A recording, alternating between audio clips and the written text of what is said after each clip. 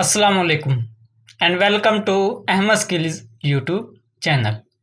आज की इस क्लास में हम सीखेंगे कि हम अपने टेक्स्ट की डायरेक्शन को कैसे चेंज कर सकते हैं, अपने टेक्स्ट को सॉर्ट कैसे कर सकते हैं और अपने टेक्स्ट को हाइड और शो कैसे कर सकते हैं। तो चलते हैं हम आज की क्लास की तरफ। सबसे पहले हम सीखेंगे कि हम अपने टेक्स्ट को हाइड कैसे कर सकते हैं। पैराग्राफ के ग्रुप में ये ऊपर ऑप्शन पड़ा होता है कि जिसे कहते हैं शो हाइड। सबसे पहले जिस टेक्स्ट को हाइड करना चाहते हैं उसको सिलेक्ट करें। फॉर एग्जाम्पल मैं इसको सिलेक्ट कर रहा हूँ, आप ये सिर्फ एग्जांपल ही ले लें इस चीज़ को, और कीबोर्ड से कंट्रोल शिफ्ट एच प्रेस कर दें तो ये आपका टेक्स्ट हाइड हो जाएगा। चाहे आप पूरा पेज हाइड करना चाहते हैं, पूरा चैप्टर हाइड करना चाहते हैं, तो आप इस तरीके से हाइड कर सकते हैं। इसके बाद इसको शो करने के लिए यहाँ पर हमारे पास ऑप्शन आता है शो हाइड वाला, या कीबोर्ड से कंट्रोल शिफ्ट 8 वाला बटन प्रेस कर दें, उसके साथ स्टार का बटन होता है। तो उससे क्या होगा कि हमारे जो हिस्से हाइड हुए थे वो शो हो जाएंगे इससे। जैसे कि जहाँ हमने इंटर प्रेस किया हुआ था उस जगह ये वाली अलामत आ जाएगी, इस हिस्से पे भी इंटर प्रेस किया हुआ है, इधर भी इधर भी। जहाँ पर हमने स्पेस दी होती है वहाँ पे एक डॉट आ जाता है, ये डॉट स्पेस को शो करते हैं। इसके बाद जहाँ हमने टैब प्रेस किए होते हैं वहाँ पे ये वाले हमारी ट्रैक्शन की साइन आ जाते हैं, और ये वाला टेक्स्ट हमारा हाइड हुआ था उसके नीचे ये डॉटेड वाली लाइंस आ जाएगी कि ये वाला जो टेक्स्ट हिस्सा है ये हाइड हुआ है, जो कि इसको क्लिक करने के बाद शो हुआ। अब यहाँ पर एक मिस्टेक्स क्या होती हैं, इसको हम जो होते हैं वो चेक करने के लिए इस्तेमाल करते हैं कि जिससे हमने अपनी असाइनमेंट दी थी। जैसे आप लोग हैं, मैंने आपको असाइनमेंट दी तो आपने असाइनमेंट सही तरीके से बनाई है कि नहीं बनाई। जैसे कि हमने यहाँ पे पढ़ा था सेंटर अलाइनमेंट, जिससे क्या होता है जो हमारा टेक्स्ट सेंटर में आ जाता था। जैसे ये हमारे सेंटर में आ गया। कुछ स्टूडेंट क्या मिस्टेक करते हैं, जब असाइनमेंट बना रहे होते हैं तो इसको सेंटर में बजाय इस टूल की मदद से हम इसे सेंटर ले आए, वो टैब को प्रेस करके अपने जो होता है टेक्स्ट को उसको सेंटर में ले आते हैं, जो कि इंतहाई गलती करते हैं। तो जब हम अपने शो हिडन वाले टूल पर क्लिक करते हैं तो हमें वहाँ से उस चीज़ की गलती नज़र आ जाती है। अच्छा, जो टेक्स्ट हमने हाइड किया था इसको दोबारा शो करना चाहते हैं तो क्या करना है, दोबारा इसको क्लिक करें और कीबोर्ड से कंट्रोल शिफ्ट एच प्लस कर दें तो ये वाला हिस्सा आपका दोबारा अनहाइड हो जाएगा। अब दोबारा यहाँ पे क्लिक करें हाइड वाले ऑप्शन के, तो ये आपका दोबारा टेक्स्ट हाइड नहीं होगा। अगर आप इसको हाइड करते हैं उसके बाद यहाँ पे कुछ भी आप लिख सकते हैं। मैं यहाँ से इसकी कलर चेंज कर देता हूँ। अब दोबारा आप कंट्रोल शिफ्ट 8 वाला बटन प्रेस कर दें तो आपको शो हो जाएगा कि ये वाला हिस्सा आपका हाइड हुआ था, उसके बाद ये लिखा गया। या आप कहाँ पे ट्रिक इस्तेमाल करना चाहते हैं, कैसे इस्तेमाल करेंगे, ये अब आप पे डिपेंड करता है। नेक्स्ट हमारे पास टूल आ जाता है सॉर्ट का। इस सॉर्ट का इस्तेमाल क्या होता है कि मैं आपको एक छोटी सी एग्जांपल देता हूँ कि हमने एडमिशन लिए बच्चों के, या आपने जब पेपरों के लिए अप्लाई करते हैं, जॉब के लिए अप्लाई करते हैं, तो आपकी एक मेरिट लिस्ट तैयार होती है। तो उस मेरिट लिस्ट में आप टॉपर वाले को ऊपर लेकर आना चाहते हैं या कम नंबर वाले को ऊपर लेकर आना चाहते हैं, उस तरतीब के लिए आप इस टूल का इस्तेमाल करते हैं। चाहे वो नंबर हो सकता है, आपका वो टेक्स्ट भी हो सकता है कि आप अपने टेक्स्ट को ABC के ज़रिए ऊपर लेकर आना चाहते हैं। जो नाम्स हैं आपके, ठीक है, आप चाहते हैं कि जो A वाले नेम्स हैं वो ऊपर आ जाएं, B नीचे, फिर इस तरह एंड पर Z वाले जिनका नाम स्टार्ट हो रहा है तो वो उस तरतीब से आ जाए। तो उसके लिए हम इसका इस्तेमाल करते हैं। नीचे मैंने कुछ टेबल बनाए हैं, आप उस टेबल को देख लें और उसको गौर से समझ लें।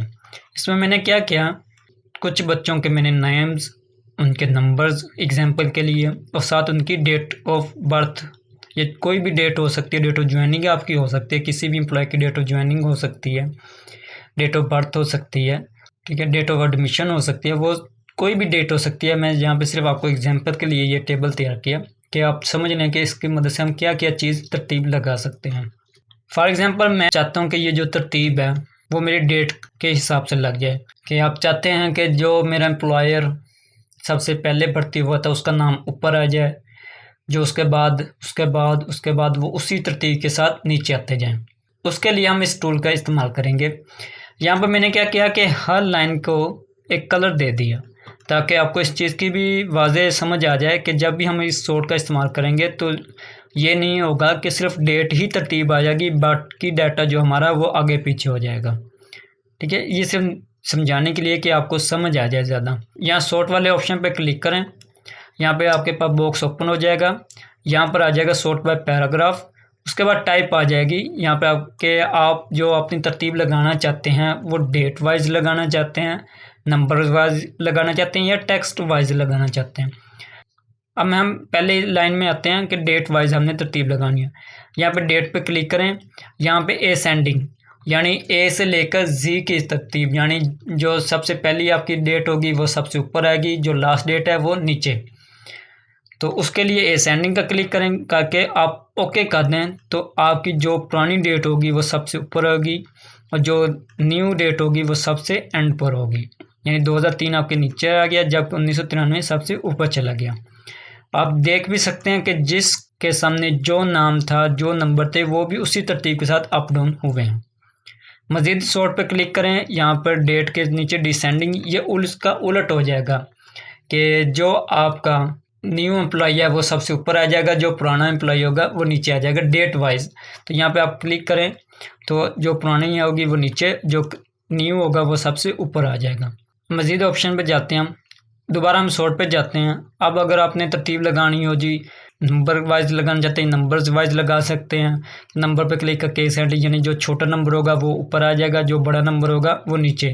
ڈیسینڈنگ میں کیا ہوگا کہ بڑا نمبر آپ کو اوپر آ جائے گا جبکہ چھوٹا نمبر نیچے چلا جائے گا۔ اس طرح آپ ٹیکسٹ کے حساب سے لگانا چاہتے ہیں تو ٹیکسٹ کے حساب سے آپ لگا لیں گے کہ ٹیکسٹ جو اے سے شروع ہو رہا ہے وہ اسی ترتیب سے ہوگا، زیڈ پہ ختم ہوگا۔ ڈیسینڈنگ کر دیں گے تو ڈیسینڈنگ میں کیا ہوگا کہ زیڈ والے اوپر آ جائیں گے اور اے والے آپ کے نیچے چلے جائیں گے۔ نیکسٹ چلتے ہیں۔ اب اسے کینسل کرتا ہوں۔ اگر اب ہم اپنی لسٹ کو سلیکٹ کرتے ہیں اور اس میں ہم اپنے ہیڈر کو بھی سلیکٹ کر لیتے ہیں، جب ہم سورٹ کریں گے تو یہاں پر اگر ہم اپنے اس سورٹ والے آپشن پہ یہاں پہ ہیڈر پہ کلک کریں گے تو یہاں پہ اوکے کرو گے تو یہ کیا کرے گا کہ ترتیب لگا دے گا، لیکن آپ کے جو ہیڈر ہوگا اس کو نہیں چھیڑے گا، اس کو آگے پیچھے نہیں لے کر آئے گا۔ تو اگر آپ نے یہ آپشن پہ کلک نہیں کرتے اور یہاں سے ڈائریکٹ ہی سورٹ کر دیتے ہیں تو یہ بھی آپ کے آگے پیچھے مکس ہو جائے گا۔ اگر آپ نے اپنے ہیڈر کو بھی سلیکٹ کر دیا تو یہاں پر آپ نے لازمی ہیڈر رو پہ کلک کر کے اوکے کرنا، اگر نہیں کرو گے تو یہ آپ کا آگے پیچھے ہو جائے گا۔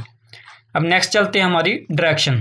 پہلی جو ڈائریکشن ہے وہ ہماری ہے لیفٹ ٹو رائٹ، جو انگلش کی ڈائریکشن ہوتی ہے، اور جو دوسری سائڈ ہماری آپشن ہے وہ ہے رائٹ ٹو لیفٹ، یعنی جہاں سے ہماری اردو شروع ہوتی ہے۔ جب ہم نے اپنے ورڈ میں اردو لکھنی ہوتی ہے تو پھر ہم یہاں سے ڈائریکشن چینج کر دیتے ہیں۔ اب فار ایگزامپل یہ والے حصے سے ہم شروع کرتے ہیں، میں ایگزامپل لگا دیتا ہوں۔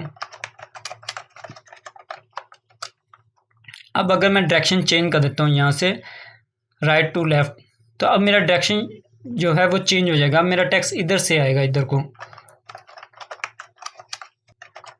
اچھا، یہاں پر اب ایک کویشچن آ سکتا ہے، آپ لوگوں نے اگر یہ والے پڑھے ہوں الائنمنٹ تو آپ نے اگر اپلائی کی ہوگی، پریکٹس کی ہوگی تو آپ کو لازمی پتہ ہوگا کہ جب آپ الائنمنٹ رائٹ کر دیتے ہیں تو تب بھی آپ جب لکھو گے تو سیم یہی سچویشن ہوگی جو آپ نے ابھی اوپر ڈائریکشن چینج کر کے کی ہے۔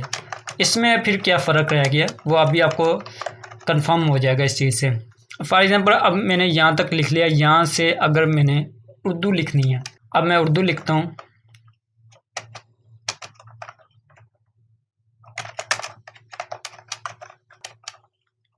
اس کے بعد جب میں انگلش لکھوں گا اردو کے بعد تو وہ صحیح ترتیب کے ساتھ ہی جائے گا جیسے ہم لکھ رہے ہیں، جس ترتیب کے ساتھ آ رہا ہے۔ یہی کام ہم نیچے کرتے ہیں اس ڈائریکشن پہ، جہاں پہ ہم نے انگلش والی ڈائریکشن کی ہوئی ہے لیفٹ ٹو رائٹ اور الائنمنٹ ہم نے کر دیا رائٹ سائڈ پہ، تو اس میں کیا فرق ہوگا۔ اب میں یہاں پہ جب بھی اردو لکھوں گا، اب اگر میں یہاں سے انگلش لکھنا شروع کرتا ہوں تو آپ دیکھ سکتے ہیں کہ وہ پیچھے چلا جائے گا لائن۔ تو یہ ہمارے لیے فرق ہوتا ہے کہ جب آپ نے ہم نے اردو لکھنی ہے تو اس پہ مکمل ایک لیکچر آئے گا کہ اردو کیسے لکھنی ہے، ٹھیک ہے، کون سے فونٹ استعمال کرتے ہیں، یہ پوری کی پوری کلاس آئے گی اسی پر۔ آج کی کلاس میں بس اتنا ہی ہے، امید آج کی کلاس پسند آئی ہوگی۔ پسند آئی ہو تو لائک اور شیئر کرنا مت بھولیں، اور اگر میرے چینل کو سبسکرائب نہیں کیا تو اسے سبسکرائب کر لیں اور بیل آئیکن پہ لازمی کلک کر دیں۔ اپنی دعاؤں میں یاد رکھیے گا، ملتے ہیں اگلی ویڈیو میں، تب تک کے لیے اللہ حافظ۔